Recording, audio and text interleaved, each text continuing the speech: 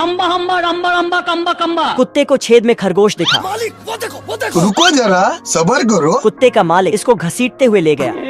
बाल बाल बच गया रे देवा। खरगोश कुत्ते और उसके मालिक की बात सुनने लगा। आज मैं मर गया भैया। दोनों सुबह उठते ही खरगोश का काम तमाम करने वाले थे। खरगोश ने अपना दिमाग लगाया और जाकर टोटी के नीचे बर्तन रख दिया, जिसकी आवाज से कुत्ता सो नहीं पा रहा था। कुत्ता गुस्से में आकर